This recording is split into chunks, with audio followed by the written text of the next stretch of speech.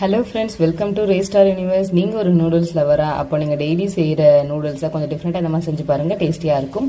இதுக்கு ஒரு கடாயில் 3 கரண்டி எண்ணெய் ஊற்றி கடுகு, சீரகம், கருவேப்பிலை, வெங்காயம் போட்டு நல்லா வறுத்துக்கிட்டு அதுக்கப்புறம் இஞ்சி பூண்டு பேஸ்ட்டு கொஞ்சம், தக்காளி ஒன்று பொடி பொடியாக நறுக்கி தக்காளியும் ஆட் பண்ணி நல்லா வதக்கிக்கோங்க. அதுக்கடுத்து கடைசியாக கொஞ்சம் மஞ்சள் போட்டு இது நல்லா வெந்ததும் நான் 3 பாக்கெட் அளவுக்கு எடுத்திருக்கேன், அதனால 3 சொம்பு தண்ணி ஊற்றிக்கிறேன். இது நல்லா குக்கான பின்னாடி அதில் கொடுத்துருக்க பவுடரை இதில் ஆட் பண்ணிக்கிறேன்.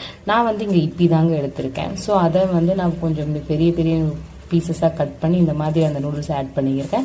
எனக்கு நூடுல்ஸ் கம்மியாக இருக்கிறதுனால நான் கொஞ்சம் பாஸ்தாவும் ஆட் பண்ணியிருக்கேன். பட் பாஸ்தாவை நீங்கள் ஆட் பண்ணும்போது இப்படி டைரெக்டாக ஆட் பண்ணாதீங்க, கொஞ்சம் சுடுதண்ணியில் அதை வேக வச்சு அதுக்கப்புறம் ஆட் பண்ணிக்கோங்க. அப்போ தான் இது சீக்கிரமாக குக் ஆகும்.